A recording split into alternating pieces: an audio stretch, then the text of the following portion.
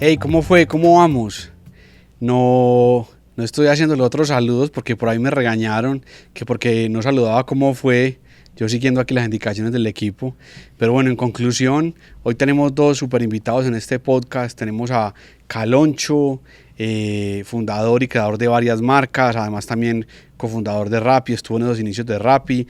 Y tenemos a Juan da Cocina también, un creador de contenido, pero además un empresario, el berraco, que conocí hace varias semanas y tenía la deuda de invitarte hoy acá a este podcast. Y como siempre he dicho, este podcast tiene una particularidad, y es que aquí venimos a inspirar y no a descrestar. Y yo sé que a veces es muy repetitivo, pero hay una gran diferencia entre descrestar e inspirar, porque a uno lo descresta el que tiene el mejor carro, el que tiene muchos empleados, pero ese no lo inspira. A uno lo inspira la persona que lo lleva a cambiar sus hábitos, y para inspirar a alguien hay que abrirle el alma. Y en el fondo puede ser una crítica, pero estamos llenos de empresarios y de referentes que descrestan pero no inspiran. Quería preguntarles a ustedes, hacerles esa primera pregunta, esa diferencia y ese liderazgo que hoy vemos en la sociedad, que descresta pero no inspira. ¿Qué opinas vos, Caloncho, de eso? No, yo creo que es una transición más que ponernos en contra de ser un líder que descresta o inspira. Yo creo que hoy las empresas y los humanos nos estamos aferrando más al valor, más que a ser muy pomposos. Yo creo que hoy a lo que nos estamos aferrando es a generar valor social, a generar impacto. Yo creo que las métricas hoy no es cuánto dinero haces, sino cuántas vidas transformas, cómo te comportas. Y yo personalmente yo soy un hombre del fútbol, vos sabes.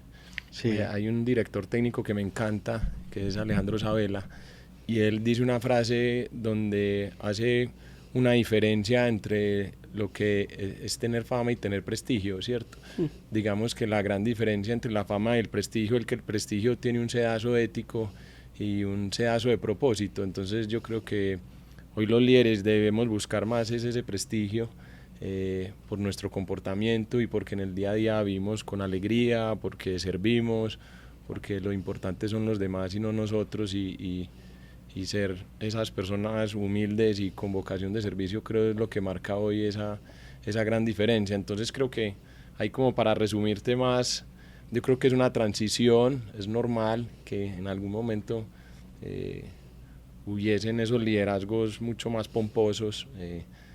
Yo creo que hoy somos una red de líderes y estamos abrazando otro tipo de liderazgo, y súper bienvenido. A mí me encanta y me siento muy bien, inspirando y no descrestando. Y no descrestando, sí. Juanda, vos, ¿qué opinas de ese asunto de inspirar y no descrestar? Después de tantas montadas en bicicleta y Total, idea. total, que...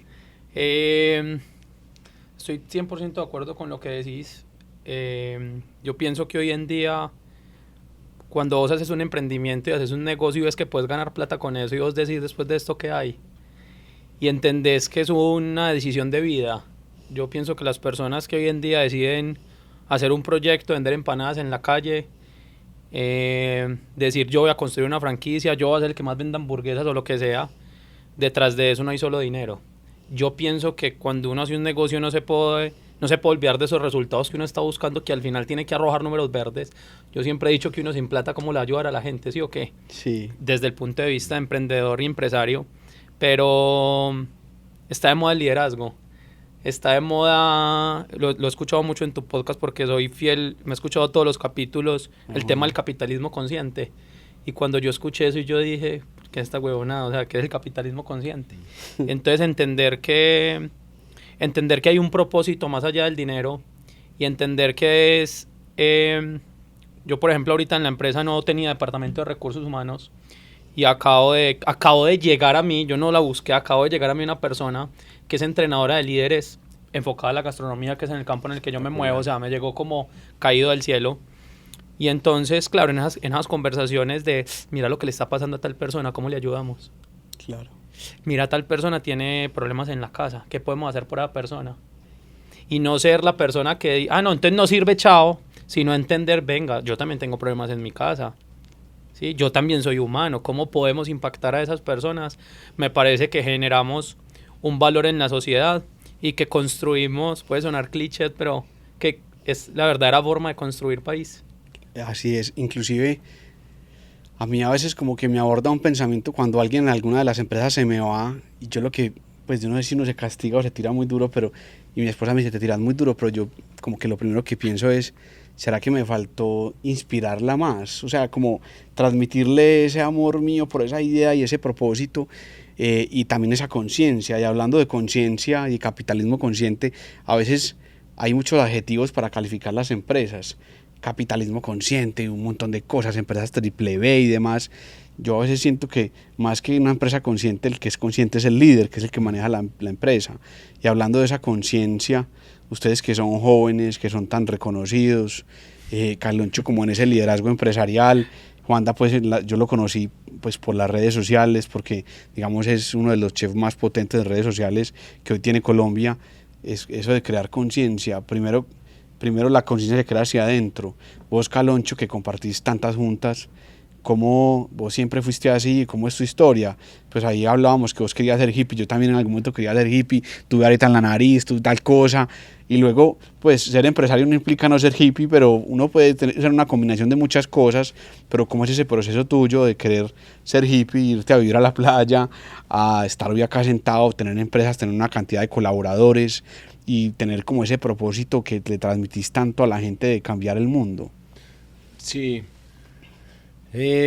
Bueno, es como una respuesta difícil, pero yo creo que hoy no nos enfrentamos a una revolución social, sino una revolución individual, porque yo siento que estamos en un sistema que nos da la libertad y eso es todo, y siento que hoy el camino importante es que todas las personas vayan a su conciencia, a su interior, desarrollen buenos hábitos, y en la medida que tú puedas desarrollar esa conciencia, pues vas a ser una mejor persona para servir. Yo creo que lo que ha pasado es que las personas no se estaban preparando para sus roles de liderazgo, y el mundo es un lugar azaroso. Tú tienes que estar fuerte, tienes que conocerte, tienes que tener buenos hábitos, y en la medida que desarrolles tu máximo potencial, seguramente vas a ser una persona que puede servir mejor al mundo. Yo creo que la conciencia es una transición del ego, donde haces las cosas para ti y las empiezas a hacer más para servir. Y yo observo mucho la naturaleza, a mí me gusta mucho observar la naturaleza, y yo creo que para la naturaleza sería loco no pensar en desarrollar tu potencial. Cuando yo tuve esos momentos de quererme ir para una playa o estar... Pero estuviste en la playa, ¿no? O sea, te fuiste efectivamente. Sí, muchas veces efectivamente me retiraba y podía recoger un cash o algo en mis primeros emprendimientos, y lo primero que hacía era largarme y digamos a las 2 semanas de no tener contacto con muchas personas, relaciones significativas, le llamo yo, que creo que es una de las variables más importantes en la felicidad, empezaba a sentirme enajenado de mí mismo y decía, yo no puedo desperdiciar mi capacidad de liderazgo en el campo de juego y sirviendo a los demás, y siempre volvía otra vez a incomodarme, ¿cierto? Yo creo que lo que uno va desarrollando en la conciencia, que al final la definición que a mí me gusta es que la conciencia es no tener ninguna autoridad, entonces no obedece ni a la derecha, ni obedece a la izquierda, ni obedece a nada, obedece pues a esa voz interior que todos tenemos, que es la ética máxima que podemos tener, y por eso nos tenemos que aferrar a ella. Cuando estaba en ese sentido, pues lo que más buscaba era servir, y cuando observo la naturaleza es que un árbol de mango quiere dar los mejores mangos, y yo en lo que quería hacer era dar mis mejores frutos, y cuando volvía al campo de juego me incomodaba, pero sabía atender mejor esa incomodidad desde mi fuerza, y creo que ahorita hablábamos que tú aprendes a atender de diferentes maneras la vida, pero yo ya no me pongo en cuestionamiento en dónde quiero estar. Yo ya estoy seguro que mi lugar va a ser servir alrededor del emprendimiento, y inspirar a las personas para que agarren su vida y den lo mejor de ella. Yo creo que... Carlos, y eso de la incomodidad, también es una cosa chévere. Los estoicos hablan mucho sobre la incomodidad, y nosotros en la vida lo que hacemos es huirle a la incomodidad y buscar la comodidad y ver cómo estamos tranquilos en esa salacuna pues de tranquilidad, como y vos decís, no, pues yo estaba en la playa, llevaba 2 semanas en mi comodidad, y decía, no, pues yo me tengo que ir me tengo que incomodar. Y en los negocios le parecía a uno raro la comodidad. Total. Cuando no está pasando nada, usted, ¿y será que todo está bien? Cuando no te están llamando y no están sonando los Sí, yo creo que el crecimiento requiere la resistencia. Pero ¿cómo amar la incomodidad? O sea, ¿cómo decirle a alguien, cómo decirle a cualquier pelado, Juan, ahorita vos también, que nos está viendo hoy en día, que son muchos jóvenes universitarios o manes que están soñando, que están emprendiendo de muchos barrios, ¿cómo decirles, parce, cuando usted ve el camino de la incomodidad, por ahí es? O sea, uno como le dice a un pelado eso. Sí, yo creo que es que el esfuerzo es necesario para crecer, el reto es necesario para crecer, ahí volvemos a la naturaleza, pues, y las langostas, para poder crecer uno tiene que llegar a un orden mayor, y un orden mayor necesita mucha entropía, mucha incomodidad, mucho caos, y vos lo puedes relacionar mucho con un puente que cuando ya está lleno de vehículos y todo el mundo pitando, pues te toca hacer un puente encima y crear un orden mayor de ingeniería que igual es uno. Entonces, en la medida que a ti te entra mucha entropía, uno empieza como a sufrir, pero normalmente de que uno pasa ese momentico de crisis, ya eres como una persona más grande y un espíritu mayor. Entonces, esos procesos yo los refuerzo mucho en mi equipo desarrollando lo que llamamos el mindset de emprendedor, ¿cierto? Yo creo que traducir la palabra mindset al español es difícil, yo digo más chip mental porque mentalidad me parece una palabra que se queda muy corta, y sobre todo en el refuerzo, yo creo que las personas tienen que amar el reto, tienen que amar la incomodidad, cuando ven un problema no quejarse, sino verlo como algo que me babeo porque sé que voy a salir más grande desde ahí, y yo creo que esas son las semillas que uno tiene que empezar a sembrar. Claro. Yo, entre más difícil el reto, más me enamoro y sé que voy a sufrir, pero voy derecho para ahí de cabeza, y cuando me dicen por ahí no es, más ganas me dan de probarme. Entonces, en ese camino de la vida que hablábamos individual y que es un camino de uno con uno, cuando te empiezas a dar cuenta, porque yo no creía que podía hacer las cosas que puedo hacer ahora, cuando empecé en Rápido, muchos emprendimientos muy joven, llegaba a unos puntos de crisis altísimos, y cada vez lo que hago es aprenderlos a atender desde mi meditación y desde mis hábitos de otra manera. Entonces no quiere decir que yo no me exponga a esos, cada vez me expongo más, pero cada vez también tengo más herramientas para mantener mi centro. Yo creo que uno en esos momentos llega como un momento en el que dice nada es tan trascendental. Exacto. O sea, yo lo veía como un problema muy grande, y uno se da cuenta, que me pasaba mucho al principio, me acostaba con un problema y no podía dormir, hasta que aprendí a decir, esto no puede afectarme a mí yo personal, a mí mismo, y empezar a canalizar y a dividir esos espacios. Es muy teso como llegan retos todos los días a los proyectos, y como muchas personas ven problemas gigantes y uno lo ve como parte del proceso. Claro. Hay una frase que escuché en este podcast, y es: un empresario tiene problemas de empresario. Así es. Entonces uno en ese camino no puede ser selectivo, y muchas veces las personas quieren emprender siendo selectivas, quieren escoger los problemas y quieren decir por acá sí, pero esta ramita la corro así. No, uno tiene que meterse derecho. Claro. Y para vos eso, Juanda, vos un man que tiene un montón de videos virales, que salís a la calle y la gente te reconoce, que tenés esa altivez, pues como que por allá arriba que dan las redes sociales, ¿cómo manejas el nivel de conciencia? Pues llegando, yo estaba en restaurantes donde ahí estaba Juan David, todo gratis, ¿cómo, pues uno cómo maneja el nivel de conciencia y cómo mezcla eso con la fama? Eso es una vuelta compleja. No, primero, no me considero una persona famosa. Segundo, tengo los pies sobre la tierra. Y cómo generar ese nivel de conciencia para tener los pies sobre la tierra soy una persona normal, o sea, soy un emprendedor. Vos dejas de ser el famoso cuando llegas a la empresa y te dicen, vea lo que pasó, vea lo que dijo tal cliente, y ya, ahí, o sea, siempre tenés que ser una persona normal, pero ahí decís como que, ay, güey, puta, venga a ver. Entonces, ¿qué hacemos? ¿Cómo solucionamos?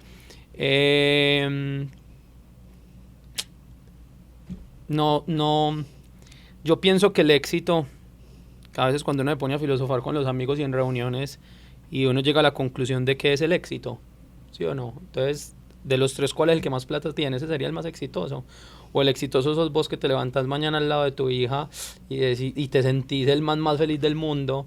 O este man que le pase una cosa bacana, o tal negocio reventó, lo que sea. No, yo siento que el éxito es un estado de ánimo, ¿cierto? Y en ese estado de ánimo, también en el crecimiento, uno traza la ruta que quiere. Y en ese nivel de conciencia y en esa ruta, yo en estos días con mi novia le decía, yo tengo claro cómo quiero vivir.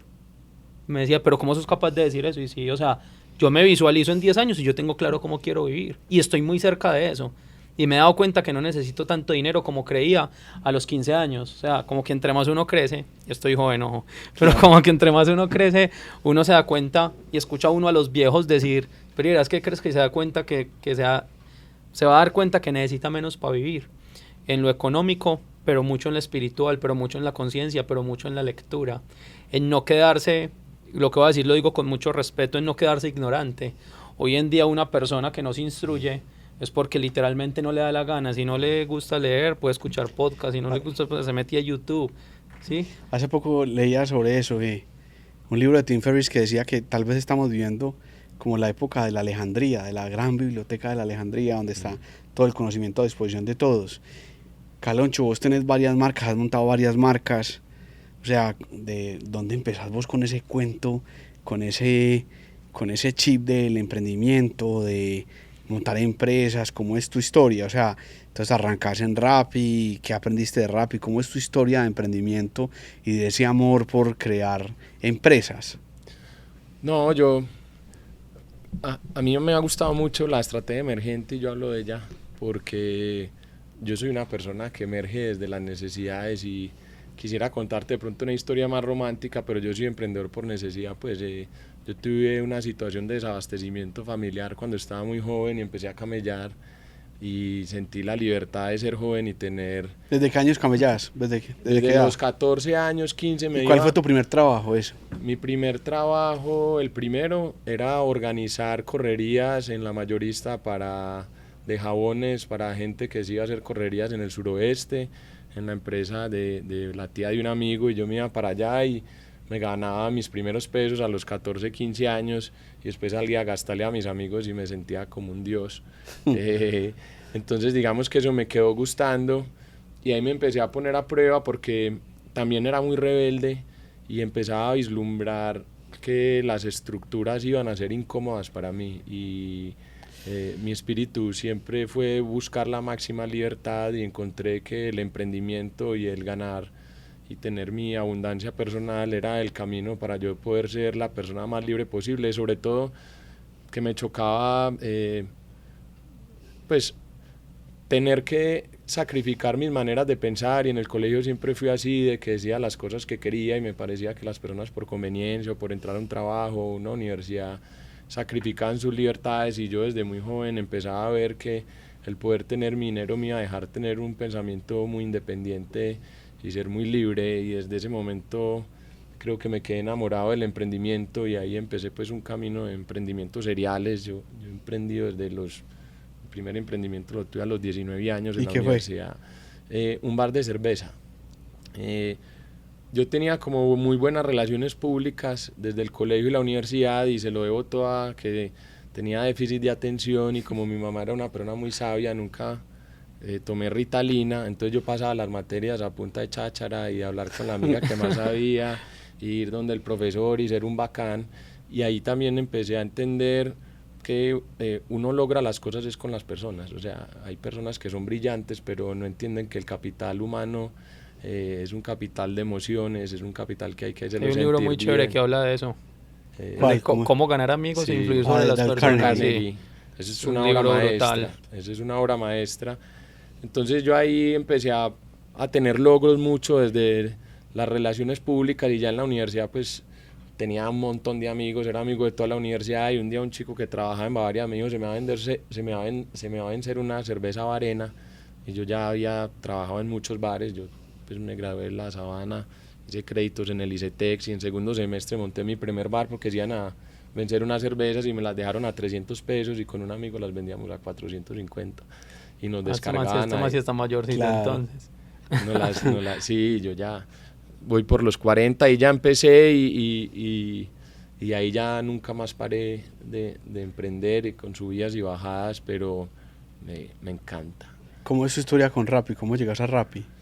Yo había fundado con unos amigos aquí Breakfast Club, que ahorita pues se hizo Rituales, y yo estaba gerenciando en ese momento o trabajaba en Breakfast Club, y ya tenía como una trayectoria de cierta manera en la ciudad, y yo había conocido a Simón Borrero en Bogotá en mi época de estudiante, porque mis amigos eran todos caleños cuando estudié allá, y un amigo mío me dice, hey, Simón está por acá y quiere hablar con nosotros, y Simón me invita a almorzar al Éxito de Envigado y me cuenta la historia de White Combinator. Por allá estamos hablando de febrero, marzo del 2015, sí, 2015 o 2016, no me acuerdo bien, y me mira con un fuego en los ojos y me dice, recogí 10 millones de dólares, y yo, ¿qué?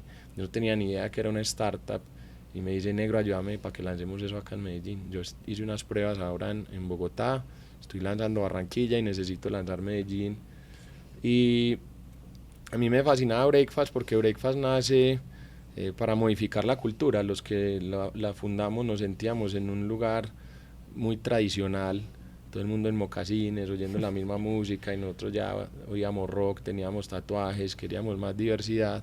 Y Breakfast es una película ochentera que los chicos empiezan en detention, y cuando se dan cuenta ahí en detention no es que sean malos, sino que eran diferentes. Entonces nos gustaba mucho esa analogía. Y yo ahí ya estaba empezando a invocar un cambio en Breakfast, porque no quería más noche. Esa fue la real decisión de que yo no quería más discotecas, yo no quería más noche, yo me quería reinventar. Y cuando Simón me miró con esa visión que él tiene, esa capacidad de transmitir sueños, yo llamé al oráculo mío, que es mi madre, que es como la persona que yo le pregunto todo. Es una estrella en mi vida muy importante. Le digo, este man viene con mucha potencia, y me dijo, tírate al agua, que es lo peor que puede pasar, no puede pasar nada.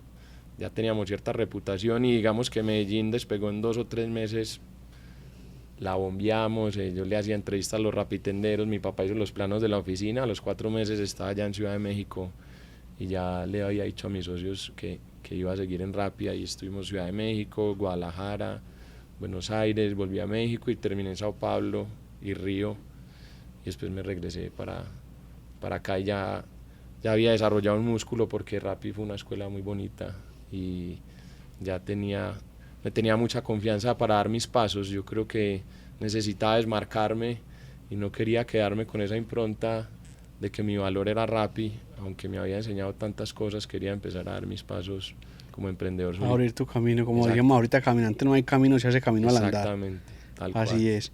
Juan, ¿y vos cómo empezás? Entonces te dicen en ingeniería mecánica que no pasaste. Me presento a la Universidad de Ingeniería Mecánica. ¿Cómo fue eso de no pasar a la universidad? Fue la bendición más grande que me ha pasado en mi vida. Yo quería ser ingeniero mecánico, hijo de una ama de casa y un papá que tuvo taxi, volqueta, fue un conductor. Hubieron varias cosas que me marcaron. Una vez que mi papá me dice, no, es que cuando termine 11, yo muevo cartón en una volqueta que tengo en una empresa de cartón, pues yo lo pongo allá y trabaja de 2 a 10 y tal. Y eso fue como que, las huevas, yo porque tengo que... O sea, tenía muy claro que quería ser emprendedor. Cuando estaba muy pequeño, yo me imaginaba, a ver, si yo tengo una tiendita que venda ropa, no tengo nada que ver con ropa, pero lo pensaba así, y que me da 500.000 pesos, pues 500.000 pues no son nada, ¿sí o no? Pero si tengo 200, que me den 500.000, eso es un poco de plata. Entonces empecé a perseguir ese sueño. Yo le decía a todo el mundo que quería tener restaurantes, pero no cocinaba. Veía programas de cocina, pero no cocinaba. Lo único que hacía era salchicha picada con carne y arroz blanco, salsa soya, lo salteaba, mami, pruebe. Uy, eso le quedó muy rico, que no sé si me decía mentiras o qué, por ser mi mamá. Pero un día me hago una pregunta estudiando ya cocina, o sea, estudiando, entre comillas, mi hobby primero, entro a estudiar cocina. ¿En dónde estudiaste? En la Academia Gourmet Internacional acá en Medellín. Me doy cuenta que, digo yo ya no voy a estudiar ingeniería. A mitad de la carrera de cocina, yo empiezo a ver una falencia en los chefs, porque los chefs o los cocineros tenemos fama de ser muy creativos, pero malos administradores. Entonces yo veo ahí una oportunidad. Quise estudiar ingeniería financiera. Me puse a pensar como que, empezar a ver un montón de materias de relleno y todo eso, ¿no? Hice un par de diplomados de fortalecimiento empresarial y cosas por el estilo. Y un día me llega una pregunta: ¿cómo ser feliz, cocinar, hacer negocios, ganar plata y no estar haciendo todos los días lo mismo? Me la sé de memoria. Brutal. Y en un restaurante que ahorita les cuento que es el Laboratorio de Cocina Abierto al Público, la carta es un libro escrito por capítulos donde cuento la historia del lugar, y ahí está impresa esa pregunta. Entonces digo yo, no, yo voy a tener un laboratorio para desarrollar proyectos de gastronomía. En mi sueño que yo tuve hace 13 años, cuando me hice esa pregunta, es el mismo de hoy. Es llegar al laboratorio de cocina y decir, venga equipo, y venga equipo no es el chef y el pastelero y el de la salsa, sino también ingeniero, arquitecto, contador, financiero, venga. Hay un local desocupado allá en la esquina y yo creo que pueden funcionar empanadas. Venga, a ver, montémoslo. Entonces, empiezo con el cuento del laboratorio. Le digo a mi abuelo que me monte una cocina en el patio. Mi abuelo me dice que no, después me dice que sí. Cuando me dice que sí, a mí me da culillo. Mi abuelo se muere, nos vamos a vivir con mi abuela. Viviendo con mi abuela, le echo el cuento que hay pilas que mi abuelito me dijo que me iba a hacer una cocina en el patio. Oigan, a este mentiroso, los que conocieron a la abuela saben que cómo hablaba ella. Y ahí empecé a desarrollar mis primeros proyectos. Terminamos convirtiendo en una empresa de catering que hoy en día es una marca con 15 personas que trabajan fijo, más un montón de extras. Cuando tenemos eventos de 600 personas, 700, 1000, 2000, pues tenemos que contratar un montón de gente. Empiezo como un camino, claro. Eso suena muy bonito decir, tengo un laboratorio de cocina, llego y digo hagamos proyectos, pero pues llegué ahí, ¿cierto? Cuando ya te enfrentas al tema laboral, al tema de los colaboradores, al tema de que hay que pagar arriendo, al tema de que hay que pagarle a la DIAN, o sea, cuando te enfrentas a los problemas reales decís, venga, esto no era tan fácil como yo pensaba, pero tampoco tan difícil. Entonces ahí empiezo un camino donde empiezo a ser más consciente de lo que estoy haciendo. Empezamos a crecer la empresa de catering en el patio de la casa. Me tomé todo el solar porque ¿dónde queda la casa? En Sabaneta, ¿cierto? Sí, como vivíamos en la casa de mi abuela, que es un solar gigante, ahí volvimos todo eso a la empresa. Cuando yo le dije a mi abuela que iba a tapar todo el patio con teja de Eternit y una estructura reciclada que me había regalado una tía, me dijeron, no, hermano, usted sí está loco. Y yo, sí, pero hagámosle. Siempre con una cualidad muy importante que se la tienen que grabar todos los emprendedores, la terquedad. O sea, me decían, no, pero es que en el patio de una casa usted que va a tener una... Y entonces yo le decía, me acuerdo que una vez le hice esta analogía a mi papá, hoy en día me piden eventos de 20 personas, pero cuando me piden uno de 600 personas, ¿dónde lo vamos a hacer? Tenemos que estar preparados. ¿Quién va a pedir 500 o 600 personas? ¿Y cómo hiciste para romper con esa mentalidad? ¿Cómo estoy haciendo? O sea, ¿cómo estás haciendo? ¿O cómo es eso? Porque aquí vienen muchos emprendedores pues que nacieron en familias con pocas oportunidades o con menos oportunidades y luego pues alguno me decía, no, es que hermano, yo voy al barrio y todo el mundo me pide plata como yo fuera millonario y mi papá no entiende lo que yo estoy haciendo y cree que es que yo, ¿cómo hacer uno para romper ese círculo, pues entre comillas, como de ese mindset, pues como de... Sí. Tenés que manejar camión, pues, y llevar... Sí, en mi caso fue a punta de terquedad, como que estaba tan convencido de lo que quería hacer en mi vida, tan convencido de mi propósito de vida, tan convencido de impactar la vida de otras personas, tan convencido de hay una frase que dice que no es tu culpa nacer pobre, pero sí es tu culpa morir pobre. ¿Sí o qué? Entonces... empiezo a hacer un trabajo de todos los días, todavía lo estoy haciendo. Mi papá a veces se levanta y me dice, ¿qué estrés, pa? ¿Por qué estás estresado? Vea usted con todos esos trabajadores, uno no sabe que una demanda, que yo no sé qué. Y yo, pa, tranquilo que vamos haciendo las cosas bien. Yo pienso que eso es un trabajo constante y uno nunca como líder ni como una persona que ha fundado un proyecto se puede cansar de hablar de su proyecto y de saber cuál es ese propósito. Claro. Yo soy el cansón de la casa. Cuando empiezo a hablar otra vez de proyecto, otra vez va a empezar a hablar de lo mismo. Otra vez va a decir eso. Entonces, y en eso de los proyectos les quería preguntar qué es para ustedes el fracaso y cuál ha sido ese fracaso aleccionador que les ha marcado la vida. O sea, Caloncho desde los 14 años emprende, ha montado una cantidad de empresas, vos también en ese camino también de cambiar la mentalidad de una familia, el mindset para poderlos empujar todos para adelante, porque uno quiere que la gente de uno crezca con uno. ¿Cuál ha sido, Caloncho, en esos emprendimientos, ese fracaso que vos calificás de, puta, esto casi me tira al suelo, se me fue un golpe y me paré? Mira que pues yo tuve fracasos muy fuertes desde el punto de vista económico. Yo creo que he perdido el patrimonio 2 o 3 veces en mi vida completamente. Pero creo que mis dificultades personales estuvieron más en el éxito. Yo por allá en el 2011 o 2012 monté un club de entretenimiento que teníamos la Cubanita Salsa y Soye, una discoteca que se llamaba Crista Club, que fue berracamente exitosa acá en Medellín. Y siento que en esa etapa me perdí mucho y llegué a unas tristezas muy profundas, y eran unos negocios berracamente exitosos, pero yo estaba sumamente infeliz por dentro en ese momento porque no me había atendido personalmente. Entonces yo creo que lo que pasa en la vida es parte de la vida. Yo no veo los fracasos como perder tu patrimonio, que un negocio no funcione. He tenido 1000 negocios que no han funcionado. En Rappi metí las patas durísimo en Brasil con RappiPay, por ejemplo, que yo estuve a la cabeza de lanzarlo y nos gastamos un poco de plata y me fue súper mal. Yo creí que me iban a echar de la empresa inclusive, y ahí Simón me dio un consejo que me llenó de coraje, y eso es lo que hacen los líderes. Pero yo creo que mis grandes fracasos han sido momentos emocionales donde no he sabido contener mis emociones y he ido a lugares muy oscuros de las personas, y hoy trabajo mucho con las líderes de la empresa en el cuerpo emocional. Yo creo que en desarrollar el carácter y aprender a atender las emociones es uno de los trabajos más importantes que tiene hoy cualquier ser humano, porque ahí está la potencia, la gasolina para hacer todo. Convertir esas heridas en gasolina es súper importante. Yo todavía pienso en mis épocas donde no podía sacar una amiga porque no teníamos cómo, porque no me podía poner los brackets, o que el día a día estábamos viviendo así en la casa, y yo hoy emulo esos momentos con cero dolor. Lo emulo es con una gasolina que me dan ganas de comerme el mundo, y otra persona podría usar ese cuerpo emocional para estar deprimido, o para seguir con rabia, o para victimizarse.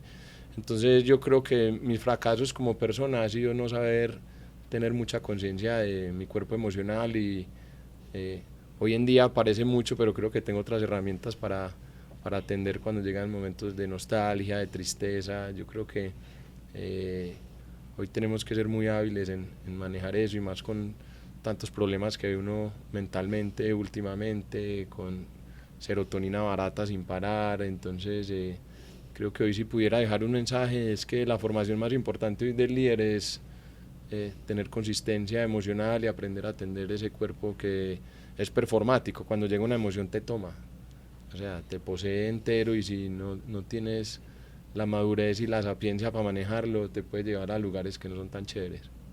Juanda, el fracaso. ¿Qué te digo yo? ¿Vos también te has quebrado o no? No me he quebrado, no voy a decir todavía porque no quiero quebrarme. No es necesario. No me he quebrado, pero siento que hay muchas maneras de tocar fondo. Ahorita hablabas una cosa bacana, y es como a veces yo creo que no es el ego, es que uno dice es que la gente no me entiende. ¿Por qué tengo que explicar tantas veces si ya hicimos una reunión para lo mismo? Y cuando empiezas a tener una conciencia por encima de eso y a canalizar esas emociones, de pronto yo diría que mis fracasos han sido con personas. Se me han ido de pronto personas del equipo que no quería que se me fueran, de pronto por mi manera de ser, y no me da pena decirlo porque estamos en una mejora constante, ¿cierto? El Juan David de hoy es muchísimo mejor que el del que hace 10 años. Entonces, así como dije que ahora que el éxito es un estado de ánimo, siento que el fracaso también es un estado de ánimo. Siento que hay momentos en los que uno se levanta sintiéndose un fracasado porque creía que el proyecto que iba a montar iba a pegar súper duro, y ahí va lento como cualquier proyecto normal, y uno, Sí. pero qué pasa, güey, puta, le pensé, le trabajé. Para las personas de afuera ven como que a mí me han escrito mensajes por Instagram, vos todo eso lo haces solo, y yo soy como que, pues no, solo no, tengo un equipo, ¿sí me entendés? Pero hay muchos días en los que uno se levanta, ahí van las cosas marchando, pero no van marchando como yo lo tenía planeado o como lo que quiero. Y cuando uno no aprende a manejar ese ego, y cuando uno no aprende a manejar esos objetivos que se traza, eso simplemente para vos puede ser un fracaso. La verdad, yo afortunadamente, gracias a Dios, no he tocado fondo, pues como al punto de decir como que me quebré y dije que me voy a levantar, o se me murió tal persona, ¿no? Pero sí esos pequeños momentos en los que uno se replantea y dice, yo sí nací para esto. Y al otro día tener la garra, levantarse y decir, puta, sí, yo sí nací para esto, vamos. ¿Sabes qué coincidencia? Porque aquí estuvo el presidente de Nequi, pues que es una compañía que tiene más de 16 millones de usuarios al mes, y nos decía, entonces le preguntaba algo como, ¿qué has sentido que puedes mejorar? Y dijo, dejé ir a algunas personas de la compañía que nunca se debieron haber ido de la compañía. Y lo que decís en el fondo es eso, pues como, y yo lo planteo mucho en este podcast, en el gremio de influenciadores, de los empresarios, es sin hacer juicios morales sobre las vivencias de cada persona, porque como decía Ortega y Gasset, yo soy yo y mis circunstancias, y si la salvo a ella, me salvo a mí. O sea, cada uno vive una circunstancia puntual, pero lo que siempre digo es, estamos acá en el mundo para luchar por ser nuestra mejor versión. Eso sí es lo que tenemos cada uno que involucrar en nuestro día a día. Aquí no le vamos a, no, pues, ni más faltaba pues no venir a hacer algún juicio, pero lo que sí te digo es, tienes que luchar por ser tu mejor versión. Ahí está el sentido de vivir y no existir, como decía Séneca. Y en ese camino, ustedes tienen algunas marcas pues reconocidas, o sea, el laboratorio de cocina, tu restaurante, etcétera, etcétera, como preguntarles por el inicio y por el nombre de esas marcas, ahora el nombre de tu abuela, pero por ejemplo, ¿cómo nace Club Burger y por qué Club Burger? O sea, un lugar donde uno va y uno ve eso medio bohemio, bacano, mira que es una mezcla de lo que vos decís, ser hippie, entonces uno ve allá skaters, pues uno ve todo, o sea, mi hermano va mucho con los niños, que hace mucho no veía esa moda tan marcada de que los niños cogen su patineta y quieren ser skate. Eso ya había pasado de moda, pero hoy uno va a Club Burger y uno ve los niños hoy. Yo no sé si es que ustedes pusieron eso ahí en el ambiente, un montón de niños ya que quieren comprar su patineta, irse a montar, ir a las rampas allí, acá. ¿Cómo nació Club Burger y por qué Club Burger? No, en los procesos que yo he podido estar de gestión y creación de marca en Rappi, tuve la posibilidad de manejar bastante tiempo los temas de marca también en diferentes partes, pero puntualmente Club nace del corazón de las vivencias que había tenido y mezclado pues como con el plan de negocio que teníamos con los socios, y Club Burgers es la respuesta a la resiliencia emprendedora. En el 2019, previo a la pandemia, yo hago un arreglo con mis socios que son unas personas maravillosas, y yo siempre invito a estar muy bien contenido con personas que tengan valores similares a uno y personas con las que uno pueda compartir el sueño, en tu caso tu familia seguramente, en el mío son mis socios que son mis amigos de infancia. Me siento berracamente privilegiado de poder trabajar con los amigos que crecí haciendo cagadas y pasando muy bueno, y son mis hermanos. Yo había empezado a montar en tabla en México, y cuando estuve en Brasil me conecté mucho. Yo me movía en longboard por Sao Paulo y empecé a encontrar mucho la escena del skateboard como algo que me fascinaba, principalmente porque no había, el que hacía skate no importaba el origen, y eso para mí era maravilloso, sentirme que yo podía estar casi, hay skaters que viven prácticamente en la calle, o sea, son unas personas con un amor a la libertad tremendo, como está el más pupi también, pero el punto de encuentro, había una homogeneidad del ser que a mí me encantaba. Entonces empecé a llegar mucho al Parque Ibirapuera, que es un parque allá famoso en Sao Paulo, y a reunirme con los skaters en Brasil de todo tipo, y me fascinaba. Y paralelamente en Rappi, Sao Paulo principalmente estaba viviendo la explosión de las hamburguesas. O sea, en cada esquina veías una hamburguesa diferente, chiquita, rica, la otra el nuevo McDonald's, y yo empecé a recibir toda esa información porque tuve la oportunidad de trabajar mucho pues en la parte de restaurantes en Sao Paulo mientras creábamos la oferta, y yo me había empezado a cranear un plancito de negocio que pudiera juntar esos mundos. Con otro insight potente es que a mí no me gustaban las hamburguesas llenas de cosas, que queso azul y todas esas cosas. Entonces en el 2019 entra la pandemia y tenemos que cerrar todos los Olivias, y yo les digo a mis socios, el canal digital va a ser el patrón, y en Colombia con seguridad se va a desarrollar una cultura hamburguesera muy fuerte. Es el momento de que usemos los capabilities que tenemos, y llamé a un ilustrador de Rappi que habíamos trabajado juntos en las agencias, que estaba viviendo en Australia, y le dije, haceme como un muñequito bacano y así nació Clap con Ricky, que es el amigo mío con el que maneja marca, y David Madrid, que es otro emprendedor con el que estamos juntos en Café Dragón, que es otro sitio muy bacano. Hay un talento creativo acá tremendo, y Daniel Rueda, otra persona que hace branding, y nos juntamos a juntar eso. Entonces sabíamos que la marca tenía que emular el pasado porque era Back to Basics, y ese Back to Basics es la forma de vivir. O sea, una hamburguesa, unos amigos, la calle y una patineta, no necesitas nada más, no necesitas complejidad. Y la marca tenía que emular lo básico, donde nació la cultura hamburguesera en Estados Unidos, que fue por allá en los años 50 y 60, en esas fuentes de soda.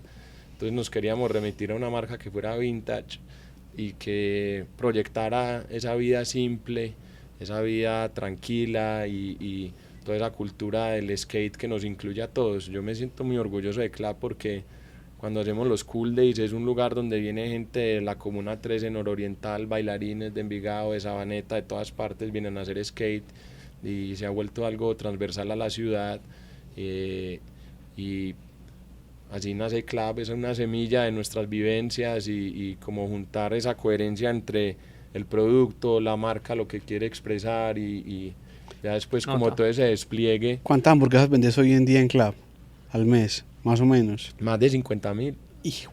Sí, tenemos unos volúmenes grandes, pero yo creo que más importante que ser grande es la comunidad que tenemos, que es lo que a mí me brutal, es que todo es súper orgulloso, es que le hablamos a una comunidad que responde, que nos compra el merch, que va a nuestros eventos, que le gusta el hip hop, los grafitis, el baile, que une, que la familia también es parte de todo eso. Entonces yo creo que hoy más que vender mucho es tener una comunidad engaged. Yo creo que hoy la definición del éxito es poderle hablar a un público que sí le gustas. Cuando nosotros íbamos a lanzar a Clap, entregamos aproximadamente 600 hamburguesas con encuestas de Typeform, todas con ese permisito que le dan a uno para andar, o sea, pegados de teléfonos tratando de lanzar eso. Y cuando sale pues la media, nos salen unos haters diciendo esta carne chancleada que es, no me sabía nada, y salían unos amantes que decían por fin una hamburguesa que parece una hamburguesa americana en Estados Unidos. Pues una hamburguesa americana de Estados Unidos. Eso nos da como un poco de susto, y a los socios les da susto, y yo les digo, chapeu, es mucho más importante cuando tú vas a lanzar una marca que tengas amantes y no le pongas tanta atención a los haters, que en la media quedes en la mitad, que son esos 7 que no mueven el corazón, que no hacen nada. Entonces yo sabía que íbamos a tener amantes, y que de esos 500 habían unos 150, 200 que les encantaba el concepto, la bolsita y todo eso. Y dijimos, este es nuestro público, para los otros habrán otro tipo de hamburguesas. Y brutal. Juanda, montar una marca con el nombre de la abuela, ¿cómo es eso? Contanos de tu abuela, pues que además que este podcast sea un honor a tu abuela y a los abuelos que nos enseñan tanto, que dejan tantas nostalgias en el alma, porque eran unos viejos de acero, que soportaban esos, o sea, esa gente sí tenía resistencia y berraquera. Sí. Contanos de tu abuela y cómo, pues a mí me parece un éxito montar una marca de verdad en donde uno le haga honor a sus antepasados, y sobre todo eso, yo hablo de mis abuelos con mucha nostalgia. Mi abuelo era un arriero. O sea, casi no, pues, luego sacaba mercados en la plaza, y luego hizo trabajo duro y sacó adelante un montón de hijos.